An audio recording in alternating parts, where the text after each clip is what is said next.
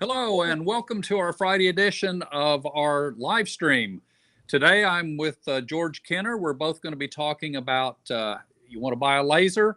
We're going to be talking about the things that you should know if you're thinking about buying a laser cutter and engraver. So, George, let's get this show started. Are we going to admit what we did yesterday, or are we Well, just I going to think keep we that I think quiet? we need to start with we're a couple of YouTube hacks and we don't know what we're doing. I think you're right because we actually did this live stream yesterday. We did it for about 50 minutes before I discovered that I hadn't hit the button that says go live. So we had good practice. We're going to do this again today. So let's get started. George, some of these people think that they might want to buy a laser cutter and engraver, and I was thinking about this morning. I've owned, and I have some news on this, by the way, that I want to share later. But I've owned one, two, three lasers, and you've owned at least how many have you had? You might have had 4, 5, 10. I don't know, a lot. Well, I'll say my personal lasers have been, pretty much limited to a CO2.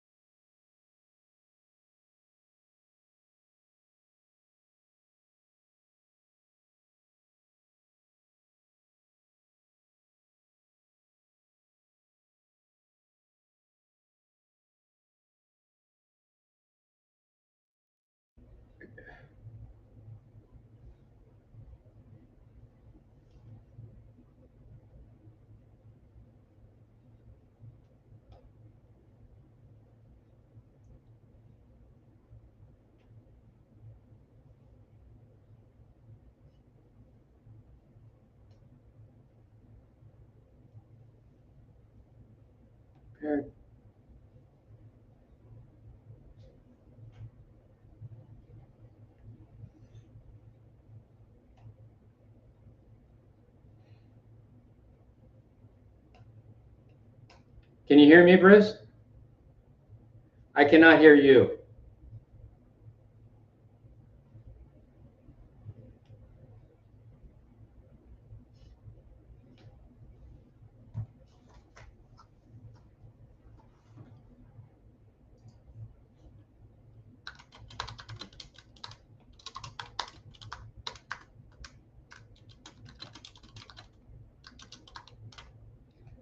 Rayvon Ravi says that he can hear us both.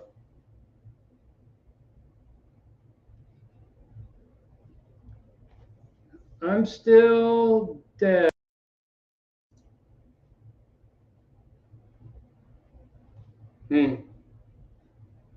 Just between you and I only. Kind of interesting. Brandon Ravi says that he can hear us both. That was a few minutes ago.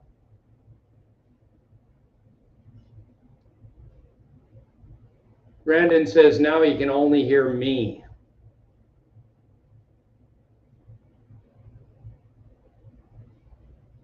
I'm telling you, these switchboards for this live chat stuff is one of the reasons so few people will do it.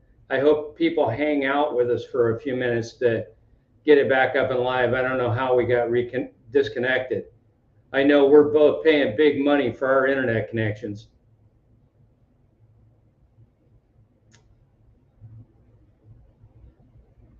So maybe I should just talk by myself. Many people have said that, I like talking to myself. My girlfriend Grace will come out in the garage and she'll go, "Who are you talking to?" I said, "Me. I can't argue with myself." And if I do, I always win. Now I lost Bruce, not only in audio but video. Brandon, isn't this fun? Okay. So, Bruce, I'm dying here. They're going to grab the hook and pull me off stage. The jury's going to convict me if I don't get this done here quickly. Brandon Ravi at least smiles at us. A couple of incompetents. I don't do this because Can you I'm not. hear me? Can you Oh, I hear can me? hear you. Are you there? Yeah, the audio part of the audio system went down, so you can hear me. Yeah. I Okay, think, well, Bruce, we can go back and trim parts of live off of YouTube. we So can. if you want to leave it off and you get a bad intro like this, you can do that. Yeah, no, we can. Brandon So Ravi says, after all, it's Friday. that's true. Well, let's go back to what we were discussing. We only wasted about 6 minutes here, it looks like. So Okay. we'll go back and these people think that they want to buy a laser if they're still watching us, although I can't imagine that anybody really is. But hey, you never know. Maybe they are. So they want to buy a laser. I mentioned I'd owned three. You've owned multiple lasers. You've reviewed lots of them, and I started to say that's how I found you, is through one of your reviews on YouTube, and that's how we met. So Yeah, what happened to me was I was more of a woodworker, started to make some really nice cutting boards, and I wanted to be able to engrave them with something other than the wood burner's stamp. So I ended up getting a diode laser, which I paid for, X-Tool D1. Pleased with the machine, would recommend it to others to buy if they wanted to start off in the diode world. And Mhm. then I started, because I'd done a review, I started to get diode lasers from here and afar, just bombing me. Every couple of days I get a new diode laser at my front door to review. So I did Mhm. probably 10 of those. Each one of those I ended up giving away to teachers, STEM programs, things like that. I would take the sample that they gave me and send it away. Then I went to CO2. I purchased an Eon Nova Mirror 7 Pro, and Mhm. that's still out in my garage. It's an excellent machine. I love it for a bunch of different reasons. Howtien Laser has sent me both a 30 and a 60 watt to review. I don't theoretically own them. The 30 watt I sold to somebody on behalf of Howtien. I just repackaged it and shipped it and sent it to New York. I have a 60 that is in a 60 watt fiber tower style laser that I'm reviewing right now. Yesterday, I did a run of 30 flasks for one of my friends that belongs into our car club. They gave me Wow. they gave me the flasks, and a great way to do the test. I don't like doing a review where I've only had the machine a matter of a couple of days. That's not really much of a test. So that review will be coming. So yeah, I've owned a couple. Well, and we'll get into this in a minute when we talk about costs and expenses, but I actually purchased another laser this morning. Did you? It's coming from China. It'll be interesting to see what I get. Actually, I bought two lasers. One of them was $149 and the other one was $143. So Hey, I reviewed about a $350 little diode laser, and it wasn't constructed as nicely as the D1. It wasn't as high quality. I didn't think it was going to last as long, but the laser head was great. It worked really well. I bought an 80-watt diode head this morning from China. Now, I'm not sure what I'm going to do with it. I had this crazy idea. Could I attach it to my CO2 laser? But I don't know. But it was $143 for an 80 watt. I think at the very least, I can change my little Creality 40 watt diode. I can change the Mhm. head out maybe and put it on there. We'll see. It was $140. I go out for a meal with my wife, and if we have a couple of drinks, it'll cost more than that. So it's, in the scheme of things, I guess it wasn't that bad. So anyway, these people think that they might want to buy a laser of some type and get into business. Um, let's talk about the things they need to consider. They need to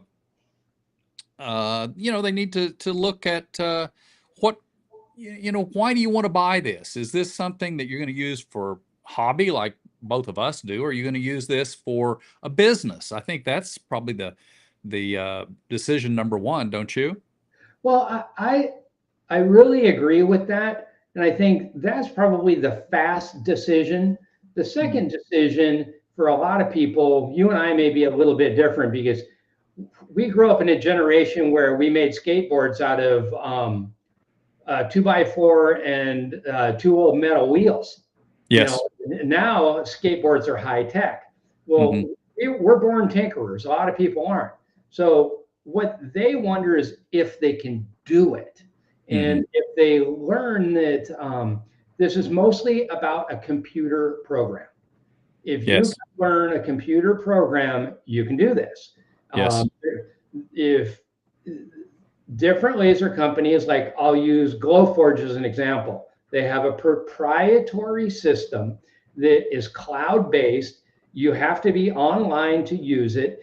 If something happens to either your internet connection or something happens to Glowforge, that laser is not going to work. Yes. You know? Yes.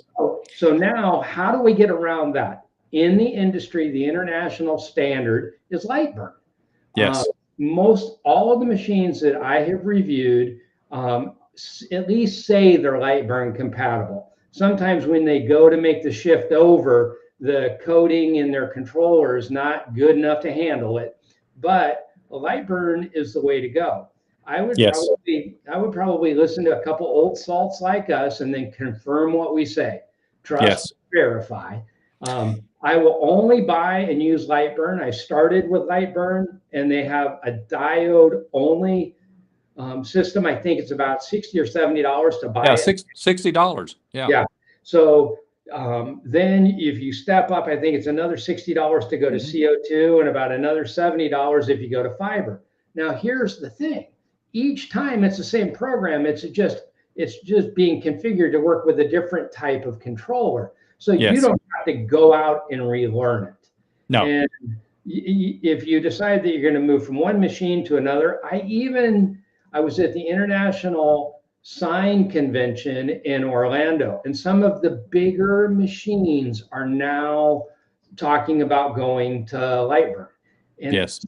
it sounds as though one of two, this is just like what I'll call industry buzz. In the CNC router world, the system that I think is the most popular is made by Vetric. And Hmm. there's VCAR Pro and Aspire. Those are, again, different levels of the same program. So it sounds as though they're going to try and merge one program that will do both laser and CNC Yeah.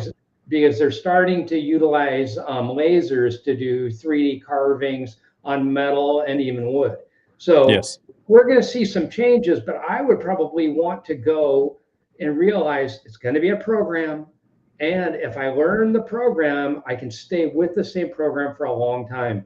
And Lightburn's Mhm. one of the most reasonably priced items I've seen. I made a very stupid mistake yesterday in Lightburn, went into a forum within a half an hour. I had an answer to how stupid I was. And I had Well, to go back. And I have met the head of Lightburn. I met him at a couple of events with Eon, and he was also at the ISA show.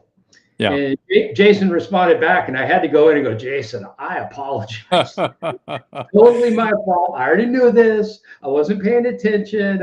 I was trying to rush. So Yeah, I actually saw your post and I thought, God, did they get rid of that feature? And surely they did. And I started to dig into it, and then I went a little further and I saw several responses. Oh no, you're just trying to use an image.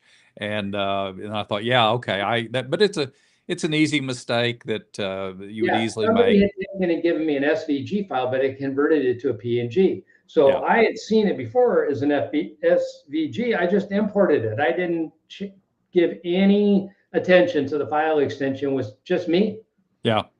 Well, I think the lesson coming out of topic one here is that if you're going to buy something, we would both strongly, strongly recommend that whatever you buy, make sure it is fully compatible with Lightburn.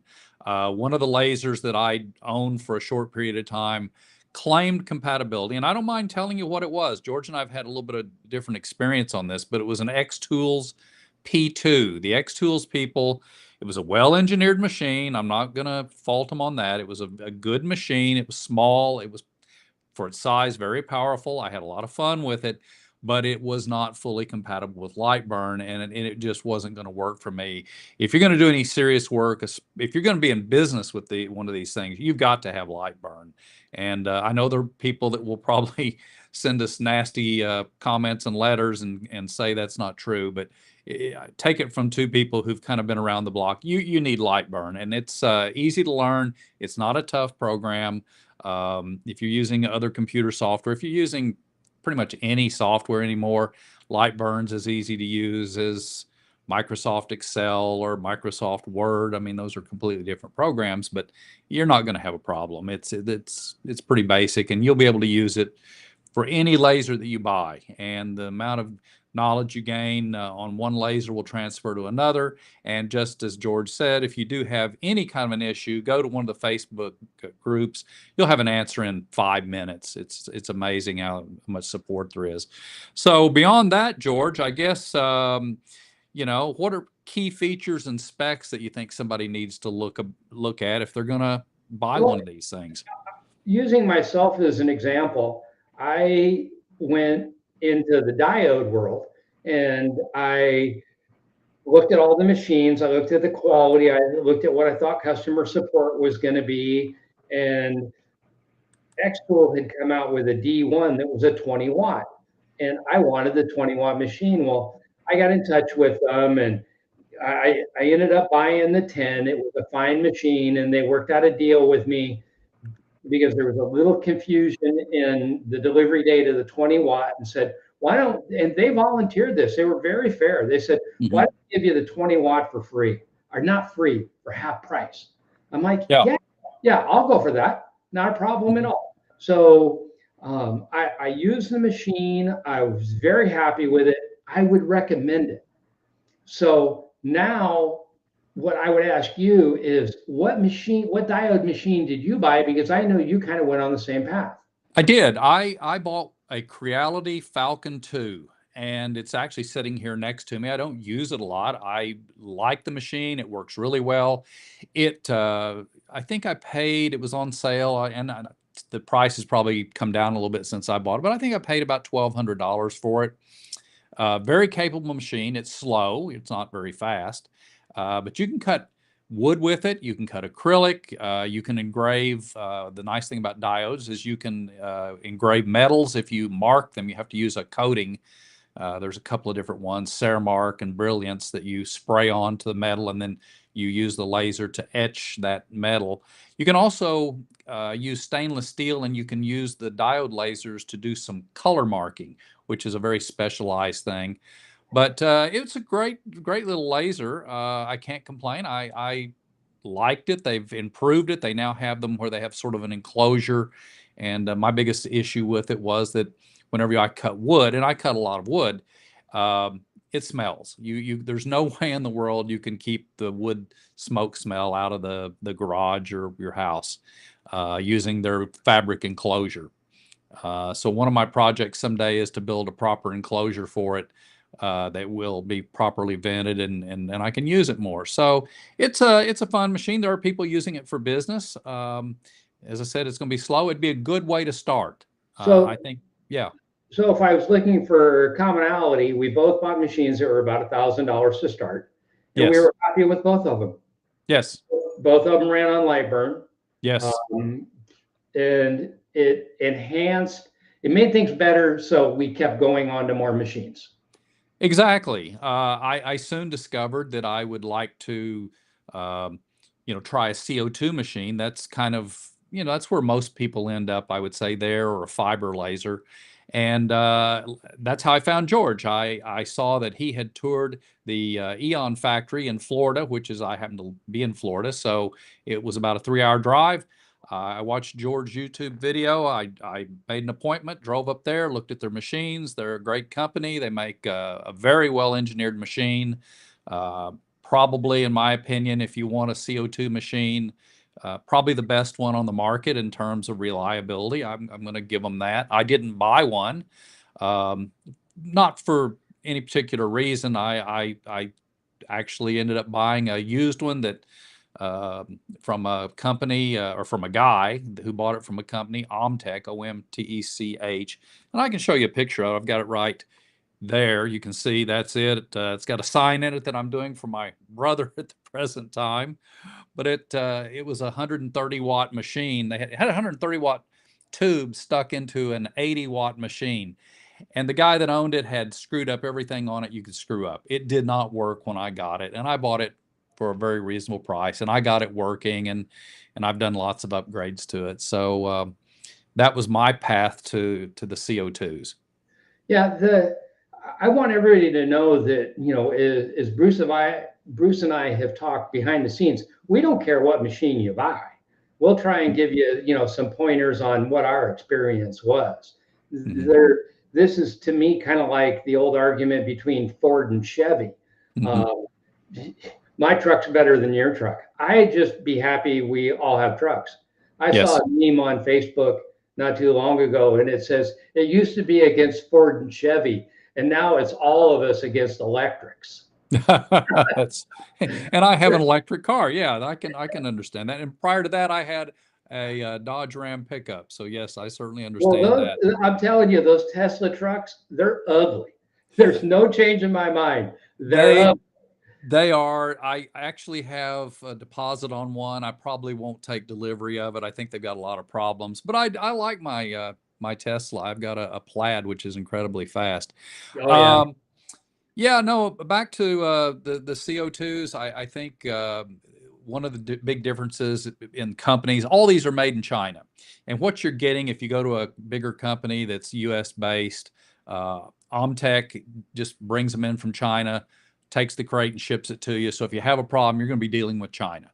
And if you're a tinkerer, that's fine. There's plenty of support on the internet. You're going to be able to find people that can answer any kind of question. Both George and I spend lots of time on Facebook answering people's questions about problems they may have. But you're going to need to be a tinker if you buy one directly from China, which some people do. I don't necessarily recommend that, but you can. Omtech, you're going to need to be kind of a tinker. You need to know what end of a screwdriver to hold. They're not, they're very reasonably priced. If you're not that person, if you just want to buy something and use it, you need to buy an Eon, which they have wonderful technical support, I'm told. Everybody speaks highly of them. Boss Laser apparently has very good technical support. Thunder Laser has great technical support. And then you move into some of the really crazy priced machines that I can't imagine anybody buying, such as an Epilogue. I mean, that you spend $30,000 for a machine that an Omtech would be $3,000. They're literally 10 times more. And there's a couple of others, and why people buy those, I have no idea. But you kind of need to decide how much work you're willing to put into it if some little minor something goes wrong. And if you're a tinkerer, buy the cheap machine. If you don't really want to do that and you just want to use it and call somebody if there's an issue, you're going to need to spend a little more money and buy an Eon or a Boss or a Thunder or something like that. So one of the things that I always, was always a consideration to me, and I find it as a consideration out in the public, how big is this? When I think maybe in one of the videos you saw in a review, I actually took the dimensions of the machine, took tape and laid it out in my garage. Mm-hmm. And I ended up buying the smallest of all the machines. Mm-hmm. And then I looked at the machine, like maybe if you go over to your machine, some people will see the chiller to the side. Yeah, let me put that back up. All of it takes up more space. So sitting on top with a water bottle there underneath next to the hose is the chiller. Well, I'm in a small two-car garage, and I've always had a pretty decent car, and I want it in the garage at night. So that space was very important. Now, you can get involved in lasers if you don't want to go CO2 and go to a fiber, or you can get a Galvo tower CO2 machine. So is the reason that you would look at, say, diode, Galvo, CO2, they're all different frequencies and they all do different things with different materials. But you can get a CO2 that is a tower model, like a drill press, takes up the least amount of room. And they'll do things like tumblers, they'll do wood, leather, but the amount of space that can be engraved is going to be more limited based upon the lens and the tower height of the laser. So Yes. if you're looking for, a space consideration, you really want to get involved. That's one. Another one, but you wouldn't be able to use lightburn to the advantage that I'd really like to see you have, is the new X Tool F1. And Mhm. it would sit literally. I mean, when I say you could put it on your kitchen counter, you could.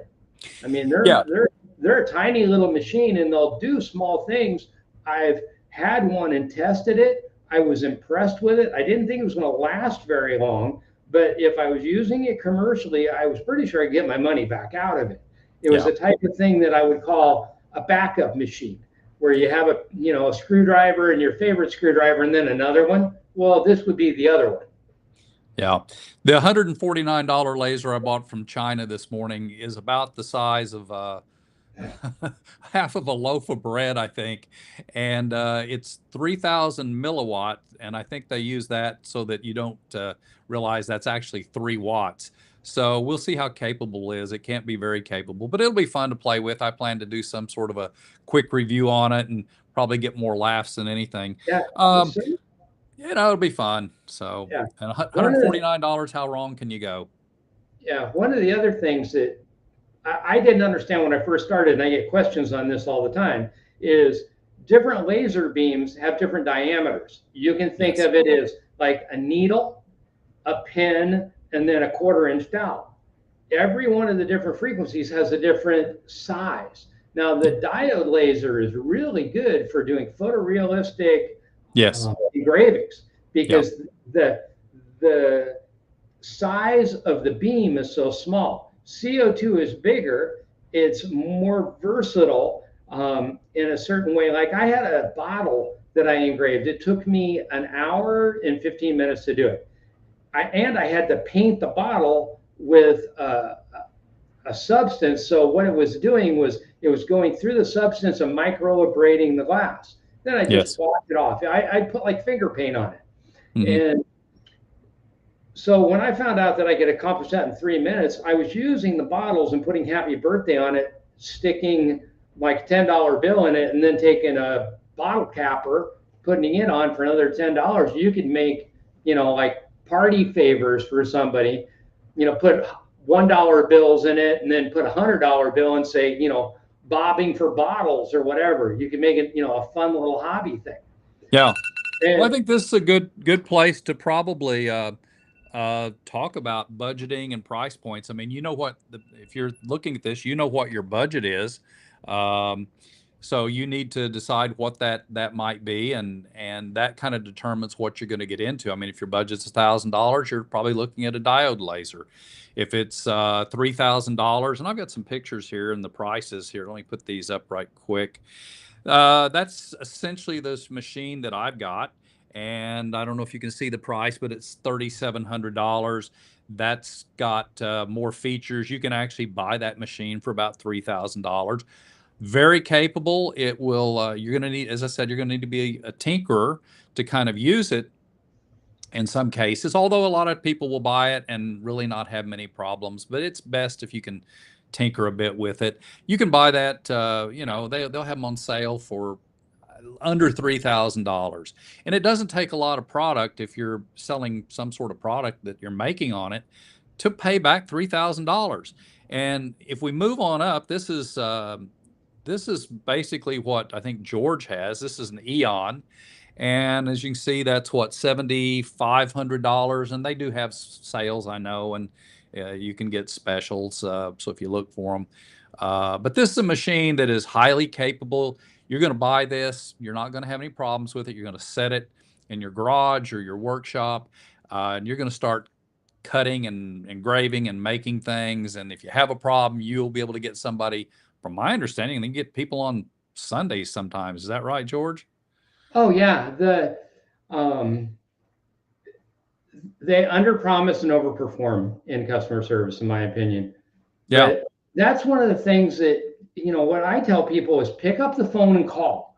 Is Eon in looking at this ad, they've put down everything that you get, and they come to a final price. If you go back to the OhmTech picture, there's no water chiller in that machine. That's Yeah, true. yeah, and there's no light burn, Yeah. and there's no shipping, and it's Yeah. you will get a feeling for the approach of the company and the way they price their product. Yeah. So, and that was part of what I went through. I looked at OhmTech. I spent half my time in Yuma, Arizona, and the other half in San Diego. For me to drive an hour and a half to talk to OhmTech, I wrote them a letter and said, I've been doing these diode laser reviews. I'm thinking about buying an OhmTech. Could I come up and maybe even do an interview? They never even responded to the email.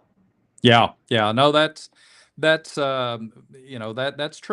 There's a different level of customer service Yeah, in these but machines, and yeah, there just is. in all fairness, Bruce, if I had an OhmTech sitting out in my garage now with what I know, I can make it fly, I think.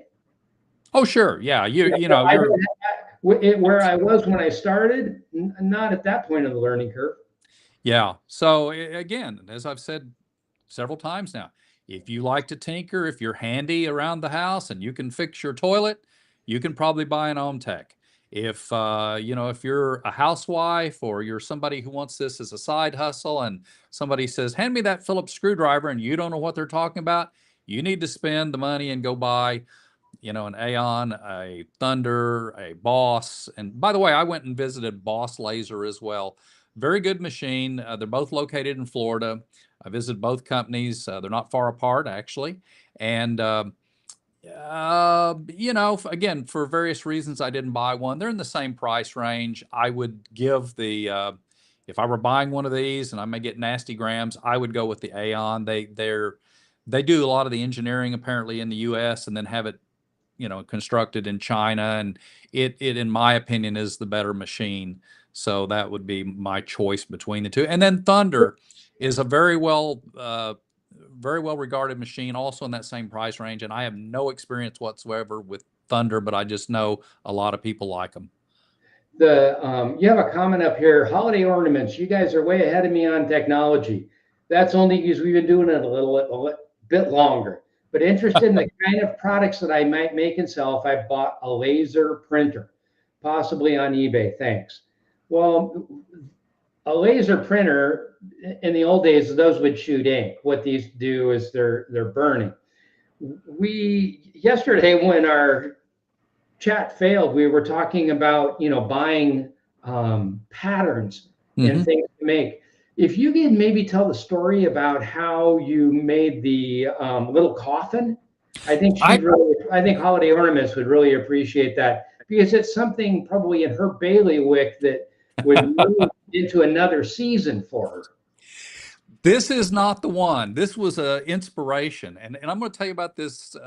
It's an amazing lady. Uh, Somebody came up with the idea of making coffins using my laser, and it started out. We were talking about maybe doing this for pets.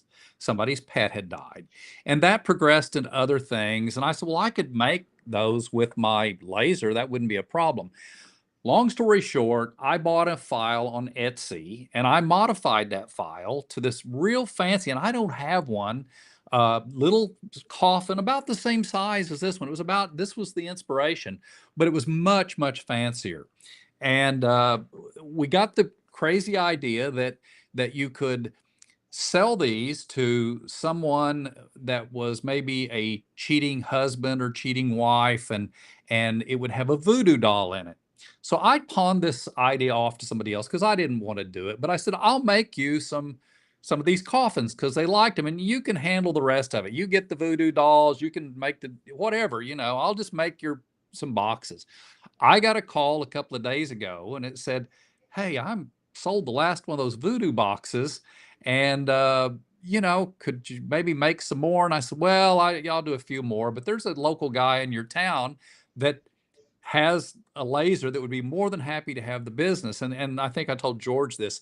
The box, when you removed the lid, when you opened it up, there was a voodoo doll inside, And this actually has another small box inside, but it was inside. And in here, I engraved, it said, um, honey, if he's been cheating on you, you know where to stick those voodoo pins. And then on the outside, I engraved a bunch of funny sayings and funny pictures. And apparently it went well. I don't know if they were sold on eBay or Etsy where they were selling them, but they apparently sold these things and they're needing more. So and I think the price, I think was George, I think it was like $50, and I think the voodoo doll they were making themselves, and I know the little coffin this size, I probably had, oh, I don't know, I must have had maybe $5 worth of wood in it, and it would cut these out. It'd cut one out in about 15 minutes, and then it would take me, 15 minutes to glue it up. So it's a crazy idea. I mean, who would have thought of that? And but it all started with just an idea, and apparently these things are selling. Who would have guessed it? You There, know? there is a box pattern maker that's online. You go in and Yes. put in a dimension in your box, and it Yeah. will actually make the box for you. You Yep. take that, put it onto a lightburn, and hit go, and you're cutting a box. Well, I cut some of those boxes, and I decided what I would do was I would put a slit in one of the boxes and then seal them all. And then I Mhm. called it a problems box. And I put different things around the side of it. And I said, when the box is full, put it in the fireplace. Mhm. And I actually gave one of them to the CEO of Eon. It's kind of a joke. I says, think you can make any money selling problem boxes? He laughed. He says, dude, I need a much bigger box. I'll Yeah. commission. And Yeah. I says, well, I could just walk over to one of your crates and, like cut a hole in it and you can fill it up. But, this is such a fun hobby. And in the personalization marketplace, there's big money to be made. I know people that will go like the Father's Day and they'll go Mhm. get an East Wing nail hammer and have their dad's name engraved on it with a fiber Mhm. laser. They'll pay $40 to have that engraved. It's going to take about 5 minutes to do the engrave. Yeah. Yeah. That's and if you're fluent in Lightburn and know your machine, it's about a 5 minute setup. Yeah. So there's money to be made. I'm going to say it's more seasonal at most of the gift giving times. But one of the things that and no one wants to touch this, but it's true. Things that are political, off color, or religious all sell all the time. Yes. I So just I just put up, for those that don't know, I just put up an image of a fiber laser, and we've kind of just brushed on that. A fiber laser doesn't, as George said, doesn't take up much space.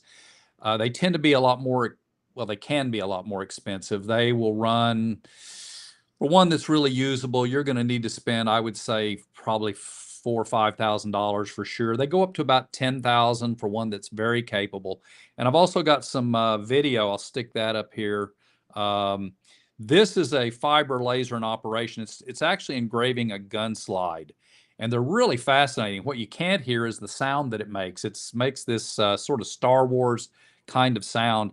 George has one, I have one, and they're used for engraving typically metal. There are other things that you can engrave, but and they're normally used for engraving any kind of metal. And here you can, I don't know how well you can see it, but it's doing very deep engraving on a gun slide. And they're used a lot for guns, knives, industrial applications. Even jewelers will sometimes use these to make, um, things,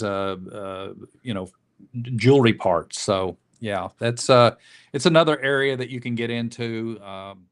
And then also UV lasers. Why don't you talk about UV lasers, George? Well, I was going to say, if Holiday Ornaments is still listening, if I were going to go into business, and I'm just a hobbyist, I love this. It's a great hobby. Um, I spend too much money on it, but it's my hobby. I'm retired. I do what I want to do. I would buy a UV laser because it will engrave glass as quickly as that fiber laser was engraving that metal, the gun stock. If I would go out and I'd go to like Dollar Tree store, I would buy some dollar pint glasses. If you can buy them for $1.25 at Dollar Tree, if you really were doing it commercially, you could buy them probably for half that price. Mm-hmm. I would go get the graphics from one of the local sports bars. I go set it up on UV laser, and bam. All you have to do to do that is stick it onto the jig or the rotary device, however you're going to do it. Stick it on there, and boom. A matter of 30 seconds later, you have a glass. You have a product, Yeah. and something that is individualized. If they have a nice enough graphic, one of my friends in San Diego was doing it for a brewery. Their glasses were getting stolen. So Mm-hmm. what they did was they cut it down to 50-50. Then they went down to none and started selling the glasses for $12 a piece. Yeah. Yeah. They were buying them for $5 and making $6. They sell a beer, they make $4. They sell the glass, they make more money. Yeah. Wanted Well, the that's an area we've talked about. I mean, the UV laser market, and those do go on up. I was actually looking this morning, even buying directly from China. You're looking for something, if you're looking at anything that's very capable, you're buying it even from China, 6, 7, 8, $10,000. But that is an area that both of us believe is underserved. And George is right. Engraving on glass, which is what these are best at, is something that, and I think it's probably because of the price. You don't have a lot of people who buy those. They're somewhat new. And that would be a great market for somebody to get into, because every bar in the United States, you could walk in there, I think, and sell them, beer mugs with their name engraved on them. And he's right. So, yeah. speaking, Wineries to get that, you go and do a absolutely. sampling, and they sell you the glass for $4. It's unlimited. Yeah. That would be the area that I would go, because I think there's the least competition in this market. Yeah. If Well, you it would work. we kind of touched on the different materials and compatibility. Let's kind of go through. We've talked about all the different kinds of lasers. Let's kind of just be a little more specific briefly and talk about what they're good for. We talked about diode. Diode will cut wood just fine. My little 40-watt will cut 3/4 inch solid oak. You can even engrave stone with them. I've seen people do that. Coasters, there's a big market for coasters. They will do tumblers. You can do almost anything that you can do with CO2, you can do with a diode. It's just going to be a lot slower. Diode laser, they're great to start with. The CO2s, wood, leather, not so much glass. They're not great on glass. I mean, you can. Some metals, if you mark them. Cardboard. I mean, I've seen people cut cardboard with them, which you would think something that's burning wouldn't be good at cutting cardboard. Oh, acrylic. You've done a lot of acrylic, George, Yeah, with CO2. I needed a rotary device. I had a rotary device, but I needed to elevate it. Well, I came up in my mind with a way to elevate it with 2 rollers and just take a piece of T-track.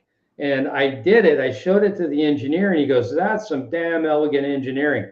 I took what is normally a $150 accessory, and I turned it into a $750 accessory for the matter of a little bit of acrylic. Yeah. I have made drill centering punches. I've made, and this is big in the marketplace. One of my favorite wood stores in Phoenix, I'm going over in a couple of days to see them. They're giving away a free charcuterie board, Yeah.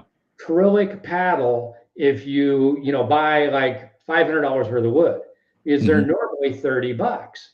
The acrylic, if you buy it properly, I buy scraps from a place called E-Plastics in San Diego. It's dollars per pound. Yeah. So I've made some things for my workshop, for the wood shop. They're just incredible. There's a router slide. I made a router slide. I spent about $225, and it's really nice. I have a video coming out on it.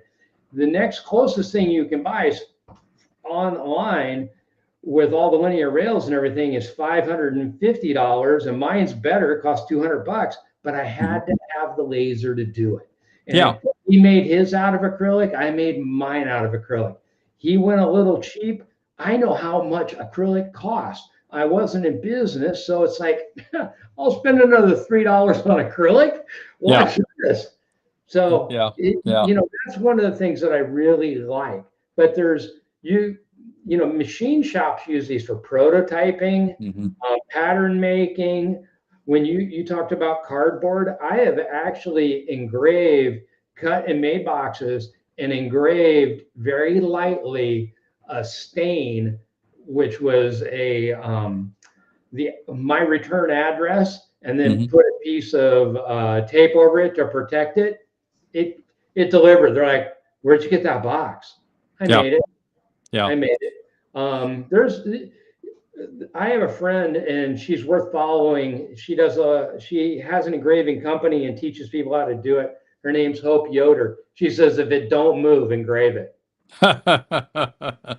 Yeah, no, it's if you're using it just in your workshop for hobby, the only thing that I use more than my laser cutter and engraver is my 3D printer, which I actually have going.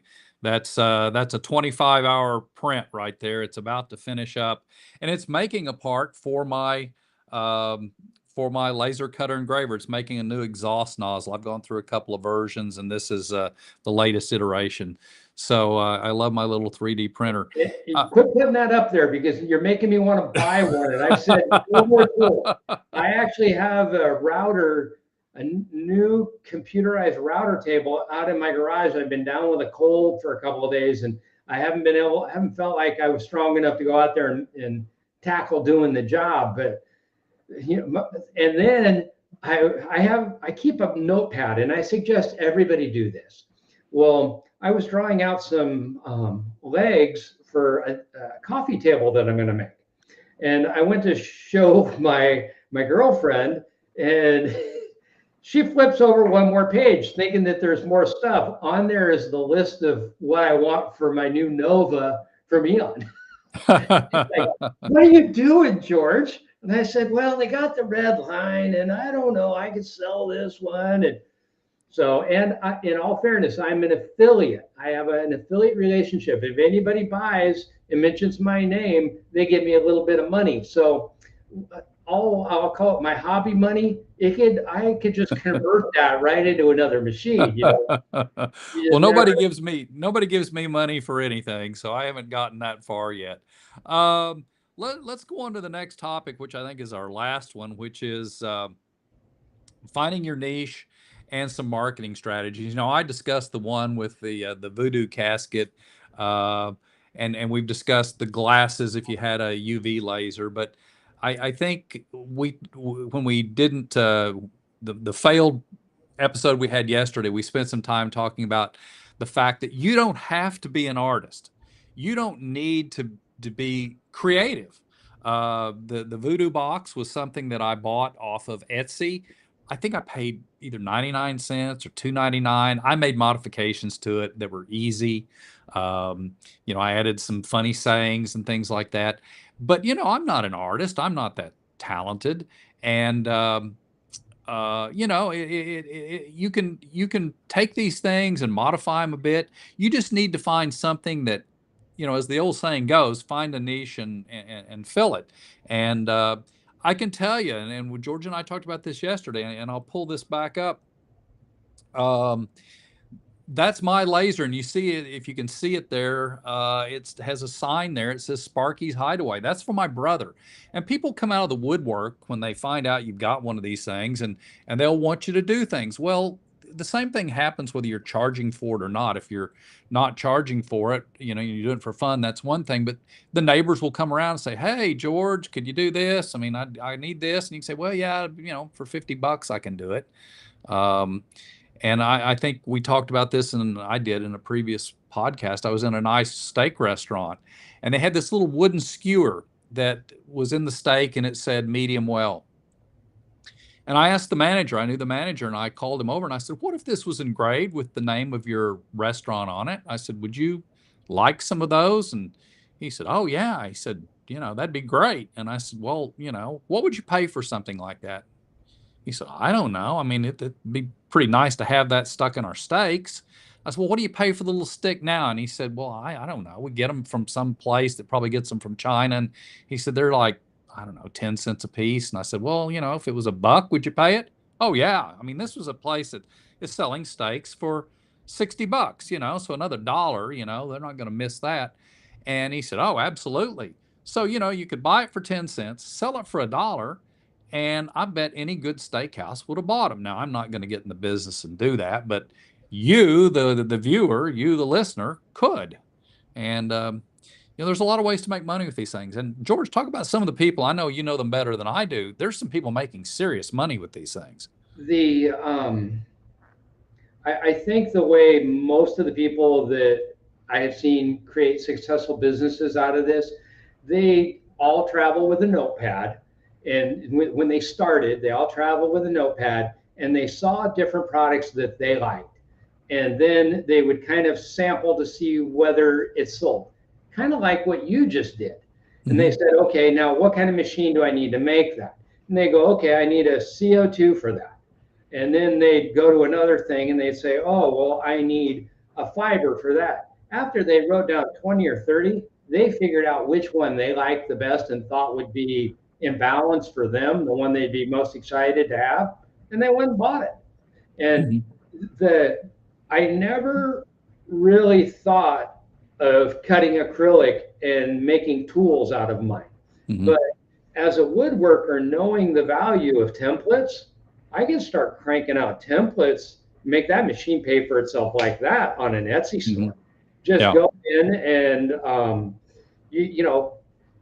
get a really nice charcuterie board or some other little jig pattern. A lot of cutting boards have underhand grabs. Well, that's done with a router jig that's made out of acrylic. All you have to do is make that. If you've mastered lightburn, and you don't even have to master lightburn, you could call somebody like me and say, hey, George, I need that pattern. 5 minutes later, you got it. It's that simplistic. It's not that hard. Yeah. A lot of people will say, okay, now I know I can make this, but I don't have the computer skill and I want to start right away. So they go buy some patterns. Their pattern cost could be a matter of $150. But it's getting the piece, getting your notepad and say, do I want to do this? And then calculating it out. You'll be a success. If you go to an already existing business, they all got a notepad. They're all walking around with something that they can take the new idea with and expand. Right. So now, maybe not the hourly worker, but every one of the managers is. Right. Well, the point is you find a niche and you fill that, and that's always been the case. And some people are good at that, some aren't. And if you're the kind of person that can spot opportunities where others can't, you can make serious money. I know there are people in this business who are certainly making a lot of money. They're grossing in the millions of dollars a year. They're not just one. There are some that are doing more and in surprising ways, things that you might not think about.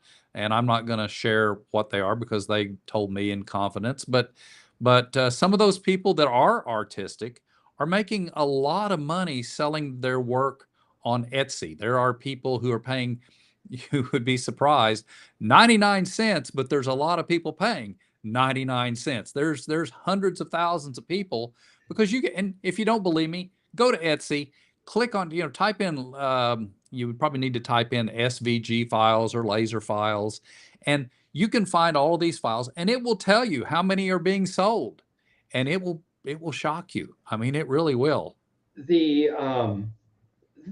I found some flasks that I thought were very well priced. They're a powder coated or painted stainless steel flask. They're like $3.90 a piece. I bought 12 of them in a group, and I was going to use them potentially for my girlfriend's son's birthday party. Couldn't get it all worked out, and I struggled with it. I couldn't make the laser work. Finally, I mastered it. Took like 4 or 5 of these I screwed up.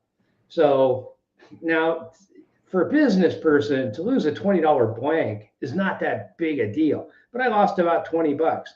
Now I've got it down so good that people come to me and go, I need 30 of these. I say, buy them off Etsy, bring them over, bring a couple of beers, and we'll stand out in the garage and we'll just kick them out. It takes 2.5 minutes a piece to do them.